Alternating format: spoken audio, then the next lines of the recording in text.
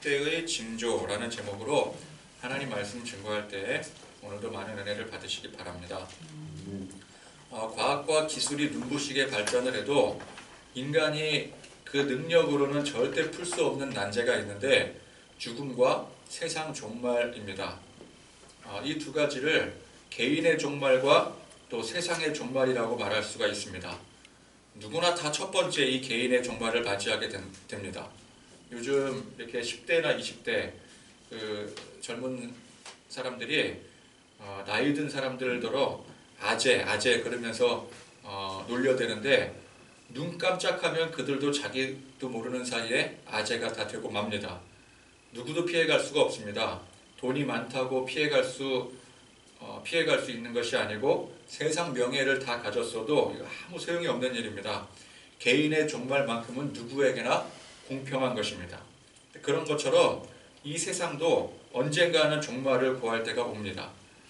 그게 언제인지 또 어떤 방식으로 마지막을 맞이하게 될지는 아무도 모르지만 사람들은 대부분 이 세상이 언젠가는 끝이 있으리라는 것을 직감을 합니다. 사람의 생명이 유한한 것처럼 이 세상도 유한하다라는 것이죠. 세상 종말에 대해서 많은 사람들이 여러 가지 예측을 내놓고 있습니다. 예언자들도 종말에 대해서 예언을 하지만 또 과학자들도 각자 합리적인 방식으로 세상의 종말을 예고를 합니다. 방법은 다르지만 두 부류 다 얼추 비슷한 견해들을 내는 것 같습니다. 이를테면은 큰 전쟁으로 3차 세계대전쟁으로 인해서 세상이 멸망한다라든지 또 거대한 운석의 충돌로서 파괴가 되므로 망하게 된다. 내지는 환경에 대한 어떤 지구 온난화라든지 그런 이상 기후로 인해서 결국은 망하게 될 것이다 등등.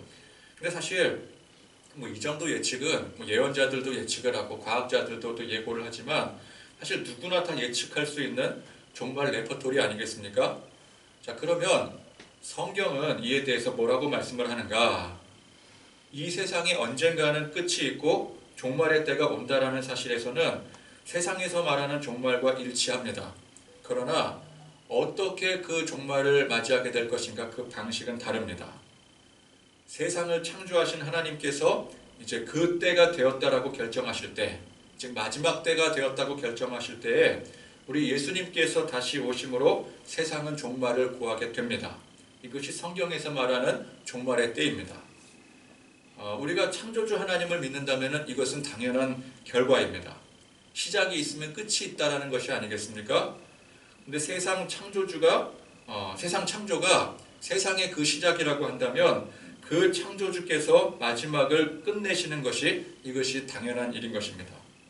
그래서 이 기독교적 성경관에 있어서의 종말은 무슨 대전쟁으로 인해서 끝나는 것도 아니고 또 어떤 거대한 재난으로 인해서 끝나는 것도 아니고 우리 주님이 다시 오시는 날 세상이 이제 끝나게 되는 것입니다. 오늘처럼 이렇게 평화로운 일상 속에서 그 누구도 종말을 생각하지 않는 순간일지라도 우리 창조주 하나님께서 지금이 그때라고 정하시고 그래서 주님이 지금 구름 타고 천사 나팔 속에 오신다라고 한다면은 세상은 아무리 평안하고 당장 내일을 준비하는 그런 분주함 속에 산다 할지라도 세상은 즉시 오늘로 종말을 구하게 되는 것입니다. 근데 이것은 세상의 종말뿐만 아니라 우리 개인의 종말도 마찬가지 아니겠습니까? 사람들은 누구나 다 멋지게 죽음을 맞이하고 싶어 합니다. 죽음이라는 것이 피할 수 없는 숙명이라고 한다면 기왕 죽는 거 좀 멋지게 괜찮게 고통당하지 않고 내가 원하는 때에 갔으면 좋겠다. 누구나 다 그렇게 생각을 합니다. 그래서 노년까지 충분히 잘 살다가 가족들이 지켜보는 가운데 침대에서 평안히 잠들며 가기를 다들 꿈을 꾸고 소망을 하죠. 아멘. 그런데 이게 이제 우리 어떤 진심 어린 아멘이 나오는 장면이지만 그러나 현실은 아무리 그렇게 잘 준비하고 산다 할지라도 그게 사람 뜻대로 되지 않는다라는 거예요. 내가 원하는 그 뜻대로 되지 않는다라는 것입니다. 사람이 언제 어떻게 세상 살다가 죽음을 맞이하게 될지 아무도 모릅니다. 이것도 하나님께서 데려가시겠다 결정하시면 그때가 곧 개인의 종말이 되는 것입니다. 그러니까 이 개인의 종말과 세상의 종말은 상당히 유사한 연결점이 있는 것입니다. 세상의 종말이 그러하다면 우리 개인의 종말도 마찬가지고, 우리 개인의 종말이 그러하다면 이 세상의 종말도 마찬가지인 것이죠. 그래서 우리는 어떻게 하면은 사람이 죽지 않고 영원히 살 수 있을까? 이거 고민할 필요가 없습니다.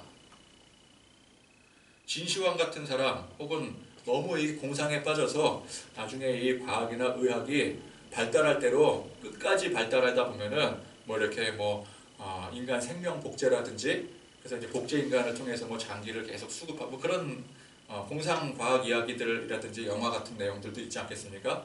그런 식으로 해서 영원한 삶을 살 수 있을 거야. 아니면 기계로 어떤 대체를 해서 생명을 유지를 할 수 있을 거야. 냉동인간이 되어서 뭐 보존을 했다가 먼 미래에 훗날 어떤 그런 이제 고도에 발달된 의학 기술이 생겨날 때 그때 깨어나면은 영원히 살 수 있을 거야라고 그런 고민을 하는 사람들이 더러 있기는 하지만 대부분의 사람들은 이 문제를 가지고 고민하지는 않습니다. 그죠? 우리가 언젠가는 죽음을 맞이하게 될 것이라고 그걸 숙명처럼 받아들이게 되죠. 그래서 그것 가지고 우리가 고민할 이유가 없습니다. 또 어떻게 잘 또 멋지게 죽음을 맞이할 수 있을까? 이것도 고민할 필요가 없는 것입니다. 우리는 그저 우리에게 주어진 삶을 사는 동안에 주님 잘 섬기고 또 주님 말씀에 순종하며 살다가 우리 주님께서 부르시면 미련 없이 주님 부르시는 대로 가면은 되는 것입니다. 그런 것처럼 세상의 종말도 마찬가지입니다. 언제 종말이 올지. 그래서 뭐 그냥 예언의 말씀들 막 찾아다니면서 누가 또 어떻게 뭐 몇 년도에 또 지구가 멸망한다고, 세상이 멸망한다고 했다더라. 거기에 또 이렇게 관심이 쏠려서 또 그렇게 되면 어떻게 되는가, 그거 이렇게 노심초사하고 그렇게 고민할 필요 없이 우리에게 주어진 삶을 우리 주님 잘 섬기면서 다시 오실 주님 기다리며 준비하는 삶을 살면 되는 거예요. 그러니까 개인의 종말이나 세상의 종말이나 준비하는 양상은 똑같은 것입니다.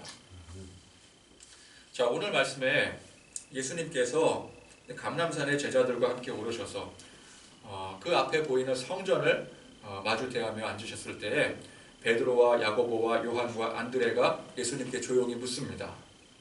우리에게 이르소서 어느 때에 이런 일이 있겠사오며 이 모든 일이 이루어지려 할 때에 무슨 징조가 있사오리까? 자, 지난 시간 말씀 바로 직전에 예수님께서 성전이 곧 무너지게 될 것이다 라고 말씀하신 것을 듣고는 제자들이 다들 심각해진 겁니다. 그래서 물은 거예요. 그 다음에 어떤 일이 일어납니까? 그러니까 제자들은 지금 몹시 혼란스럽습니다. 예수님께서 하시는 일들과 또 말씀들을 가만히 보니까 자기들이 원하고 바라는 방식과 전혀 다르다라는 것을 이제 느끼기 시작을 합니다. 적어도 이 제자들이 저 성전이 파괴되고 무너지는 결말을 바라는 것은 아니었을 테죠. 그래서 도대체 앞으로 어떤 일이 벌어지게 되는지를 굉장히 무거운 분위기 속에서 예수님께 물은 것입니다. 자, 이에 예수님께서 어떻게 대답을 하십니까? 마지막 때의 징조에 대해서 말씀을 하고 계셔요. 그러니까 이 무거운 분위기에 돌 하나 더 올려놓은 격입니다. 그러니까 너희들이 상상하는 것과는 다르게 지금이 곧 마지막 때라는 것을 강조하고 계시는 것입니다. 첫 번째, 그때가 되면은 너희가 사람의 미혹을 받지 않도록 주의하라. 이렇게 말씀을 하십니다. 마지막 때에는 유독 가짜 메시아, 내가 세상을 구원할 구원자다 라고 자칭하는 무리들이 많이 등장을 한다는 것입니다. 여러분, 이런 사람들이 얼마나 교묘하게 사람들을 미혹하게 만들어버립니까? 자기가 예수라고 혹은 구원자라고 주장하는 교주들이 얼마나 많은 사람들의 지지를 받으며 큰 세력 위에 군림을 합니까? 그럼 이제 우리가 생각할 때 야, 저걸 어떻게 믿고 저걸 쫓아다닐 수가 있겠느냐? 근데 그렇게 의문을 갖겠지만 막상 사람들이 거기에 발을 딛게 되면 자기도 모르게 미혹에 빠져들게 되는 거예요. 이 과정이 하도 치밀해서 추정하는 그 결과만 우리가 놓고 보면은 도대체 왜 저러는지 이해가 되지 않는데 막상 그 과정에 빠져들면은 자기도 모르게 그 결과를 추정하게 되더라는 것입니다. 그러니까 미혹에 빠진 사람들이 뭐예요? 자기가 미혹에 빠진 줄을 몰라요. 아무리 주변에서 너 미혹에 빠졌어 큰일 나, 나와 빠져나와 그래도 자기가 그 미혹에 빠진 줄을 모르는 거예요. 그래서 무서운 것입니다. 그런데 예수님께서는 이런 일들에 대해서 두려워하지 말라 하십니다. 이게 두려워할 일이 아니라, 걱정할 일이 아니라, 큰일 날 일이 아니라 마지막 때에 필연적으로 일어나는 현상이라는 거예요. 마지막 때가 되면은 이런 일들이 다 일어나게 된다. 그게 예수님께서 말씀하신 일이에요. 자, 두려워하지 말라는 말씀이 무슨 뜻입니까? 거기에 연연하지 말고 우리는 하나님 말씀 붙들고 하나님 말씀 똑바로 붙들고 오직 예수님 십자가만 바라보라는 뜻이에요. 그러면 아무리 세상에 온통 사이비 천지라 할지라도 두려울 게 없고 그 문제 가지고 이 근심할 일이 아니라는 뜻입니다. 그래서 우리는 요즘 세상에 특히나 여기저기서 기승을 부리는 그 사이비들에 대해서 굳이 반응할 필요가 없는 거예요. 그럼 뭐하러 분노하고 뭐 성명서 내걸고 뭐 서로 싸우자고 뭐 우리가 뭐 복음의 진리를 지키겠다 하면서 너희들은 가짜다 그러면서 서로 싸우려고 듭니까? 그냥 너희는 너희대로 열심히 사명 감당해라. 그들의 사명 감당하는 거 아니겠습니까?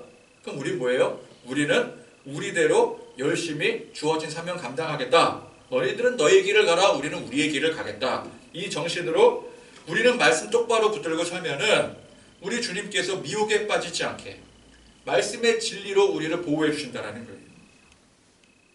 근데 이 말씀을 똑바로 붙들지 않고 정신이 자꾸만 다른 데 팔려 있으면은 이런 데 자꾸만 깜빡 속아 넘어가게 되는 것입니다. 여러분, 그런 사이비들을 비판할 필요도 없고 싸워서 이길 필요도 없습니다. 우리 주님이 이미 다 인정하시는 일인데 우리가 뭐라고 그들을 대적하겠습니까? 그저 우리는 주님 말씀 따라 살면 되는 거예요. 또 마지막 징조 두 번째를 보니까 민족이 민족을, 나라가 나라를 대적하여 일어나겠고 곳곳에 지진이 있으며 기근이 있으리니 이는 재난의 시작이니라. 자, 전쟁이 끊이지 않는, 말하자면 인재와 더불어서 자연적인 큰 재해들, 천재까지 덮치게 되더라는 것입니다. 자, 이것은 일반적으로 사람들이 생각하는 종말의 때와 비슷합니다. 앞서 제가 말씀드렸던 각종 종말론에 등장하는 여러 가지 현상들이 다 이런 현상들 아니겠습니까? 근데 이런 세상이라면 사람들이 소망을 잃게 되고, 야, 이렇게 되면 세상이 망하고 말지. 지금 이 코로나 사태가 계속 지속이 되면서 이게 해결될 기미가 사실상 보이지 않을 때 사람들이 뭐라고 생각을 하겠어요? 야, 이러다 세상 망하겠구나. 질병으로 세상 망하겠구나. 누구나 공감할 수 있는 내용인 것입니다. 그러면 이런 종말의 때에 예수 믿는 하나님의 백성들, 우리 같은 하나님의 백성들은 어떻게 되는가? 그런 참혹한 세상이라 할지라도 우리 믿는 사람들은 하나님께서 철저하게 지켜 보호해 주시면 좋겠지만 예수님은 그렇게 말씀하시질 않으세요. 뭐라 그러십니까? 사람들이 너희를 공회에 넘겨주겠고 너희를 회당에서 매질하겠으며 나로 말미암아 너희가 권력자들과 임금들 앞에 서리니 이는 그들에게 증거가 되려 함이라. 자, 이 말씀은 1차적으로는 지금 질문하고 있는 이 제자들에게 하신 말씀입니다. 뭐 공회, 회당 이건 다 그 당시 용어 아니겠습니까? 근데 2차적으로는 우리 믿는 하나님의 백성들을 두고 하시는 말씀이에요. 그러니까 예수를 믿는다는 이유만으로 사람들에게 핍박당하고 이 교회가 온갖 박해와 탄압을 당하게 될 것이라는 게 이게 예수님의 말씀입니다. 마지막에 막 기근이 일어나고 자연재해가 넘쳐나고 막 전쟁에 사람 사는 게 정말 사는 지경이 못 되는 이 세상 속에서 우리 믿는 사람들은 그와 더불어 플러스 알파 핍박을 당하게 된다는 거예요. 믿는다는 이유만으로. 그러니까 이 말씀대로라면, 오늘 예수님께서 하신 이 말씀대로라면은 우리가 예수 믿어서 세상에서 잘 나가고 부자 되고 복 받는 거, 교회가 크게 부흥해서 세상에서 인정받고 어떤 찬란한 영광을 얻는 것이 이게 헛된 망상에 지나지 않는 거예요. 여러분, 예수님 말씀대로라면은 우리가 예수를 믿기 때문에 세상에서 핍박당하고 불이익을 당하게 되는 것입니다. 그게 뭐예요? 그게 바로 우리의 십자가예요. 예수님께서 세상 죄를 지신 것처럼 우리도 세상 핍박을 지고 가는 것입니다. 예수님께서는 예수님 스스로의 십자가를 지시면서 이 십자가를 우리도 같이 지라고 하셨어요. 누구든지 나를 따라오려거든 자기를 부인하고 자기 십자가를 지고 나를 따를 것이니라. 여러분, 우리가 진짜 예수님을 믿고 따른다면은 예수님의 이 말씀대로 우리 자신을 다 부인하고, 우리 자신을 부인한다는 게 뭐예요? 세상을 부인하는 거예요.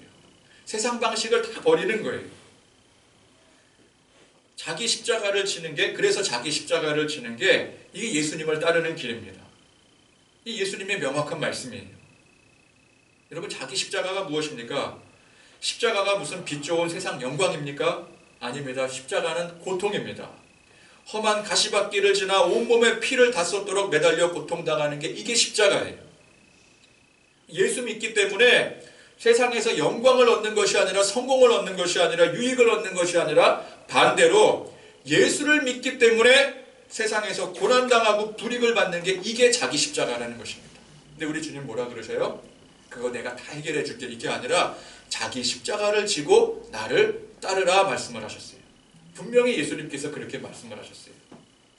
그런데 교회가 자기 십자가를 얘기를 하지 않고 예수 믿으면 복받고 부자되고 건강하고 그런 축복들만 얘기한다면은 예수님 말씀과 정반대되는 일 아닙니까? 그건 가짜라는 거예요. 자, 이 제자들이 가뜩이나 혼란스러운 가운데 반신반의하면서 예수님께 앞으로 어떤 일이 벌어지게 되게 될지 물었는데, 앞으로 세상이 온통 전쟁과 재난, 혼란스러운 가운데 너희들은 핍박을 당할 것이다. 이게 본전도 못 찾고 괜히 물은 거죠. 괜히 물었죠. 그러나 예수님은 그럴지라도 거짓말을 하지 않으십니다. 있는 그대로의 사실을 말씀을 하세요. 거짓말을 해봤자 그 아무 소용이 없어요. 아무 유익이 없어요. 사실을 얘기해야 되는 거예요. 교회가 아무리 성도들 많이 모아놓고 우리가 예수 믿어서 잘 먹고 잘 사는 그런 복을 이야기해봤자 그건 당장 들통날 거짓말입니다. 우리 삶에 돌아가 보면은 그게 앞뒤가 맞지 않는다라는 것을 우리가 느낄 수가 있어요. 근데 자꾸 성도들은 뭐라고 생각을 해요? 그게 느껴지지만 그걸 자꾸 애써 부정을 하고, 그래도 소망을 얻어야 돼, 그래도 교회 나가서 긍정적인 말을 듣고 복받는다는 말을 듣고 거기에서나마 조금이라도 소망을 찾아야 돼, 그리고 애써 부정을 하려고 들어요. 현실을 부정하려고 드는 거예요.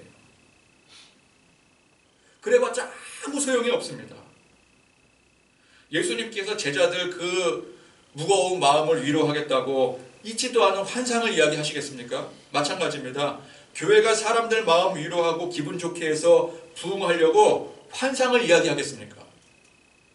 시리에 빠지고 절망하여 등 돌리고 다 뿔뿔이 흩어질지라도 교회는 진실을 얘기해야 되는 거예요. 진실만을 선포해야 되는 거예요. 거짓말을 말하면 안 됩니다. 지어낸 얘기하면 안 되는 거예요. 근데 자꾸만 이 사람 마음을 얻겠다고 힘들어하니까, 지쳐하니까 거기에 마음이 약해져서 그만 거짓말을 하는 거예요. 여러분, 의사가 환자의 상태를 뻔히 아는데 거짓말을 한다고 뭐가 달라지겠어요? 거기에 따른 처방을 내려줘야 되는 겁니다. 상태를 심각하게 얘기를 해줘야 되는 거예요. 그래야 병을 고칠 수가 있어요.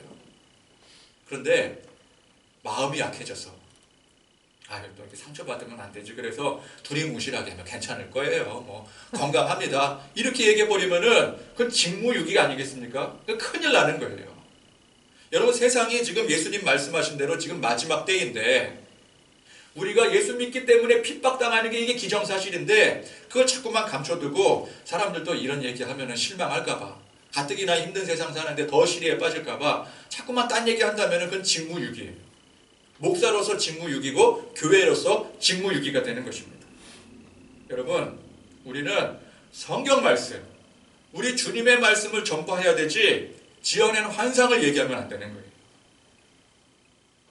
자, 그런데 예수님께서 또 뭐라고 말씀을 하시는가 보니까 또 복음이 먼저 만국에 전파되어야 할 것이니라. 자, 여러분 보십시오.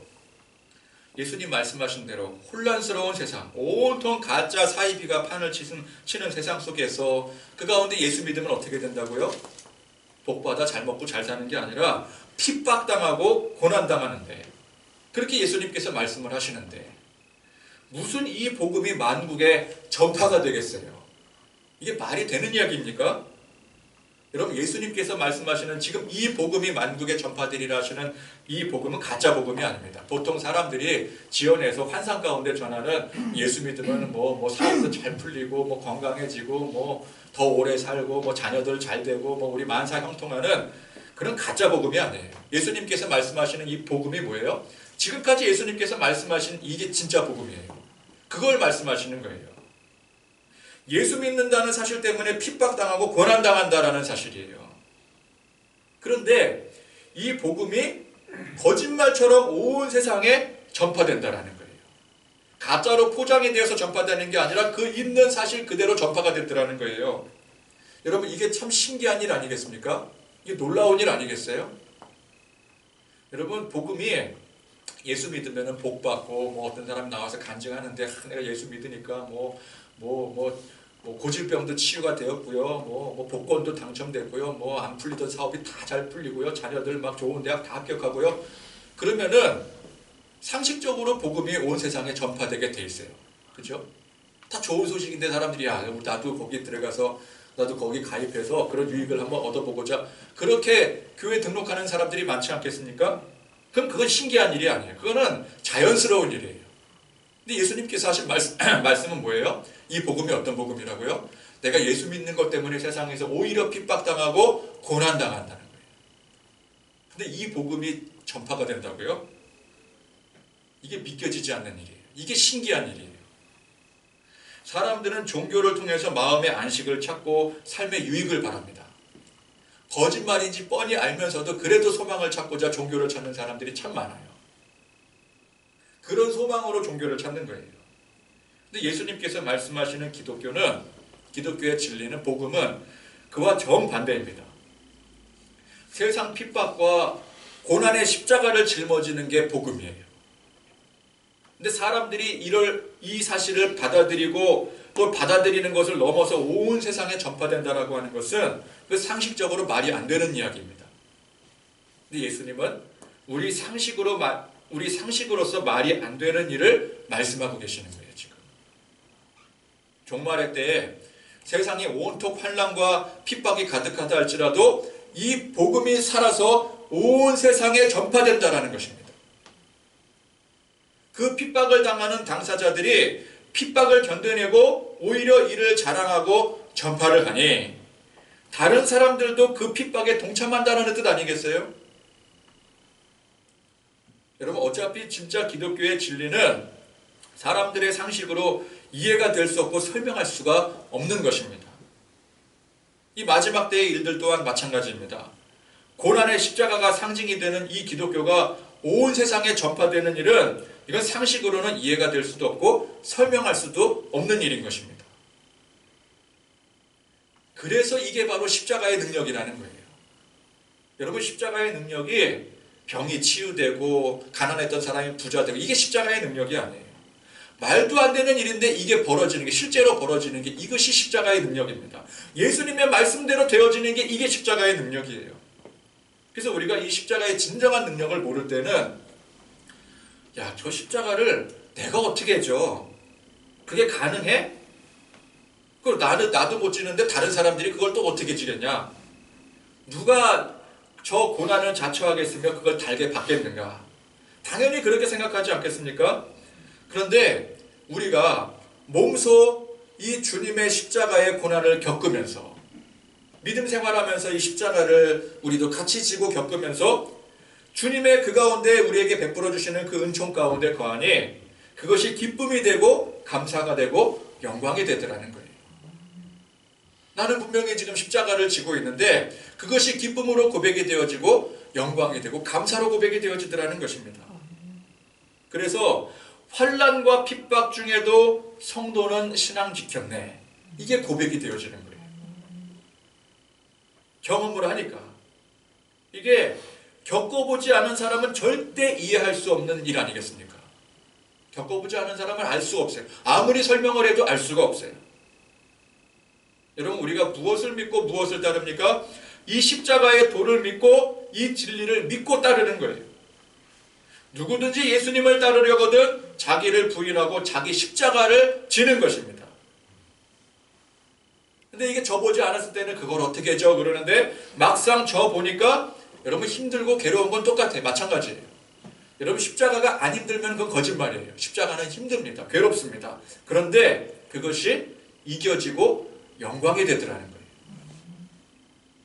예수님의 제자들이 이 말씀을 들은 그 당시에 얼마나 껄끄럽고 기분이 상했겠어요.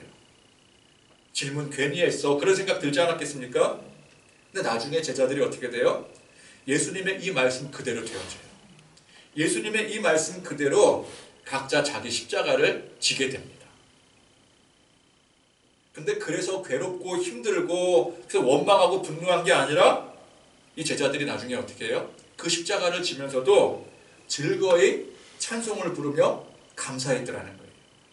예수님의 말씀이 그대로 이루어지는 거예요. 우리 상식으로는 도저히 이해가 되지 않는데 그게 되더라는 거예요. 이게 십자가의 능력인 것입니다. 그리고 이 제자들이 어떻게 합니까? 그 십자가의 도를 세상 가운데 전파를 합니다. 우리는 이거 이해하지만 경험해서 알지만 그걸 경험하지 못한 사람들은 이걸 충격으로 받아들이게 될 거야. 그러니 그거 좀 각색을 해서 좀 보기 좋게 꾸며서 그렇게 전한 게 아니라 있는 그대로 전했어요. 있는 그대로. 그리고 놀랍게도 예수님 말씀하신 대로 이 십자가의 도가 온 세상에 전파가 되더라는 것입니다. 이걸 경험하지 못한 사람은 절대 이해할 수가 없는 일이에요. 그래서 교회는 열심히 다니고 예수는 믿는다고 하는데 진정 자기 십자가를 져보지 않은 사람은 예수님의 이 말씀을 믿을 수가 없고 받아들일 수가 없는 거예요. 상식적으로 이해가 되지가 않잖아요. 그래서 어떻게 해요? 이 복음을 자꾸만 자기 방식으로 바꿔서 이해를 합니다. 인위적으로 자꾸만 바꿔서 받아들이게 돼요. 그리고 자기 방식대로 이해한 대로 이 복음을 자꾸만 인위적으로 바꿔서 다른 사람들에게도 전하게 됩니다. 아무리 생각을 해봐도 세상에 고난당하고 핍박당하는 게 예수 믿는다고 해서 더 고난당하고 핍박당한다라는 게 이게 이해가 되지 않고 그걸 그대로 전했을 때 사람들이 이 복음을 받아들인다는 것은 더욱더 생각할 수 없는 일 아니겠습니까? 상식적으로 생각할 때. 그래서 뭐라고 바꿔서 전해요? 자꾸만 자기도 그렇게 믿고 예수 믿으면 삶의 평안을 얻고 근데 이거는 맞는 말이에요. 여러분 예수 믿으면 삶의 평안을 얻어요. 그런데 어떤 평안을 어떻게 얻는가? 물질의 축복을 얻게 되고 건강하게 되고 만사에 잘 되고 그런 식의 유익을 자꾸만 선전을 하는 거예요. 자기도 그렇게 믿으려고 노력을 하고 다른 사람들에게도 그렇게 복음을 전해요. 그래야 사람들이 모이지. 이게 상식이지. 그래서 사람들이 많이 모이긴 모였어요. 그러나 이거는 진짜 복음이 아닙니다. 이건 가짜예요. 새빨간 거짓말이에요. 자기가 진짜 복음을 경험하지 못했기 때문에 이거를 믿지 못하고 자꾸만 가짜를 양산해내는 것일 뿐입니다. 예수님은 절대 그런 가짜 복음이 만국에 전파되어야 할 것이라고 말씀하신 게 아니에요. 교회와 우리 믿는 사람들은 주님의 십자가 아래 자기의 모든 것, 우리의 모든 것을 부인하고 그 십자가를 져야 되는 것입니다. 그리고 그것을 가감없이 전파해야 돼요. 있는 그대로 전해야 돼요. 이렇게 전하면은 사람들이 교회 누가 등록하겠습니까? 그거는 우리가 걱정할 일이 아니에요. 주님은 우리더러 진짜 복음을 전하라고 했지 그 이후의 것을 걱정하라고 하지 않으셨어요. 그럼 그 다음 일은 우리 주님이 알아서 하시는 거예요. 그러니까 우리는 그냥 있는 복음 그대로 전하면 되는 거예요. 자꾸 이걸 각색하려고 들지 마세요. 교회 나오면 다른 어떤 유익이 있다라는 거 어떻게 해서든지 저 사람의 마음을 좀 돌이키기 위해서 그 사람의 마음에 맞춰서 그렇게 하려고 노력하지 마세요. 그건 가짜예요. 그건 아무 소용이 없어요. 그렇게 나와 교회 나오는 건 아무 유익이 없어요. 그냥 그 사람이 그 듣고 이게 무슨 말도 안 되는 소리냐 당장 퇴짜를 놓는 한이 있더라도 우리는 진짜 복음을 전해야 되는 거예요. 너 교회 왜 다니냐 그러면은 나 고난당하려고 교회 다녀 그렇게 말을 하세요. 그게 진짜예요. 나는 교회에 다니면서 이 고난의 십자가를 주님과 함께 동행하며 짊어지려고 애를 쓰는데 다른 사람들에게는 그렇게 전하지 않고 야 교회 나오니까 우리 교회는 밥이 맛있고 뭐 교재가 좋고 뭐 어울리는 어떤 그 프로그램이 좋고 그렇게 전하려고 들지를 마세요. 그냥 십자가 있는 그대로 말씀하면 되는 거예요. 지금이 마지막 때이고 마지막 때의 환난과 핍박 속에 우리는 주님의 십자가 꿋꿋이 붙들고 살아야 돼. 그렇게 전하면 되는 거예요. 근데 놀라운 건 뭐예요? 그렇게 자기 십자가를 지느라 세상에서 고난당하고 핍박받는데 그것이 정말 기쁨이 되고 영광이 되고 감사가 되는 거. 그리고 그 중심으로 이 복음을 전했더니 놀랍게도 이에 동참하는 사람들이 생기더라는 거예요. 그걸 듣고도 동참하는 사람들이 생기더라는 거예요. 그래서 우리는 이 주님의 능력, 십자가의 진정한 능력을 믿어야 됩니다. 그래서 진리의 복음, 이 진짜 십자가의 복음이 세계 만방에 전파가 되는데 그와 동시에 환난과 핍박은 끊이지가 않는 거예요. 상식적으로 생각할 때는 이 복음이 온 세상에 전파되면은 모두가 다 기독교 식구가 되면은 그럼 우리 이제 핍박과 환난과 핍박이 더 이상 이제 없어야 되는 거잖아요. 근데 복음은 전파되는데 환난과 핍박은 똑같아요. 그래서 뭐라 그래요? 오늘 말씀에 형제가 형제를, 아버지가 자식을, 자식이 부모를 대적하게 됐더라는 거예요. 이 진리로 인해서 서로가 갈라서게 되는 일이 발생됐더라는 거예요. 그럼에도 불구하고 끝까지 견디는 자가 구원을 받으리라 우리 주님은 말씀하십니다. 여러분, 성경은 결코 우리가 예수 잘 믿어서 세상에서 잘 되고 성공하는 것을 말씀하지 않습니다. 그런 것을 전하라고도 말씀하지 않으세요. 근데 이게 말로 들으면은 이게 엄청난 일이고 교회가 당장 망할 일이지만 그럼에도 불구하고 끝까지 견디고 승리하고 온 세상에 이 진리의 복음이 전파된다는 것을 우리는 믿어야 되는 것입니다. 이게 주님의 능력이더라는 거예요. 불가능한 것 같은데 이게 주님이 이루실 일이라는 것입니다. 그래서 우리는 그냥 주님을 믿어야 돼요. 주님이 말씀하셨다면 그 말씀 있는 그대로 믿어야 돼요. 이거를 자꾸 우리 생각에 각색을 하려고 들면 안 돼요. 야, 이거 고난당하면 어떡해. 복 받아야 되는데 복 못 받으면 어떡해. 세상에서 실패하면 어떡해. 이게 다 우리 고민 아니겠습니까? 근데 우리 주님은 그런 우리 살아가면서의 그런 고민들을 일일이 그걸 다 해결해 주시는 게 아니라, 물론 해결해 주실 수도 있지만 그게 본질이 아니라 오히려 주님 뭐라고 말씀하세요? 고난 당해라. 그게 정상이다. 환난 가운데 너희가 서게 될 것이다. 그게 너희가 사는 세상의 현실이다. 그거를 외면하지 말라는 거예요. 그걸 이상한 환상으로 덮으려 들지 말라는 거예요. 주님의 말씀은 그게 세상인데 근데 한번 그렇게 서보라는 거예요. 아니, 그렇게 서보라고 하지 않아도 우리는 그렇게 서게 돼 있어요. 그게 세상인데 그런 세상 속에 주님 믿고 의지해보라는 말씀입니다. 그러면 능히 이기고 그 안에서 진정한 승리를 맛보고 진정한 평안을 누리게 된다는 거예요. 여러분, 오늘 말씀의 이 마지막 때의 징조는 어느 한순간을 말씀하고 있는 게 아니에요. 여러분 잘 보십시오. 사람을 미혹에 빠뜨리는 사이비 이단들, 이게 사실은 옛날부터 지금까지 계속 있어왔던 일들이에요. 어느 마지막 때 딱 그 시점만 얘기하는 게 아니에요. 항상 있어왔던 일들이었어요. 또 민족이 민족을 대적하고 초초에 지진이 있고 기근이 있는 환란의 날들, 여러분 이 또한 예로부터 지금까지 계속해서 있어왔던 일들 아니겠습니까? 여러분 역사상 언제가 전쟁이 없고 그런 기근이 없고 지진이 없었던 때가 있었나요? 그런 때는 없었어요. 한 번도 없었어요. 항상 이 인류의 역사는 그런 인재와 천재에 계속 거듭되는 반복으로 끊이질 않았었어요. 우리가 지금 이 코로나 사태로 인해서 사상 초유의 사태를 맞이했다고 하지만 이게 사상 초유의 사태가 아니에요. 이런 비슷한 종류가 이 지구의 역사상 얼마나 많이 되풀이되고 반복이 됐는지를 몰라요. 예수 믿는 사람들 환난과 핍박당하고 사는 거, 초대교회 시대부터 지금까지 늘상 있어왔던 일들 아니겠습니까? 그러니까 무슨 말입니까? 우리가 사는 세상 자체가 곧 종말의 순간이라는 거예요. 우리가 말세야 말세 할 때 옛날에는 안 그랬는데 요즘 세상이 하도 흉흉하니까 이제 정말 말세가 오나 보다. 이게 아니라 아주 먼 옛날부터 항상 인류는 말세를 살아가고 있었던 것입니다. 항상 우리는 말세를 살아가고 있어요. 제자들이 이제 앞으로 어떻게 되느냐라고 물었을 때 예수님은 세상 종말이 이를 먼 미래를 말씀하신 게 아니에요. 제자들의 이 질문대로 당장 앞으로에 있을 일들을 말씀하신 것입니다. 근데 중요한 게 뭐예요? 그 당장 앞으로 있을 일들이 바로 마지막, 이 종말의 때라는 거예요. 즉 우리는 항상 마지막 때를 살아가고 있는 것입니다. 여러분 잊지 마세요. 우리는 마지막 때를 살아가고 있어요. 이렇게 살다가 언젠가 갑자기 마지막 때가 오는 게 아니라 우리는 그냥 마지막 때를 살아가고 있는 거예요. 예수님이 말씀하신 때부터 이미. 자, 이 말은 곧 무슨 의미를 갖는 말씀이겠습니까?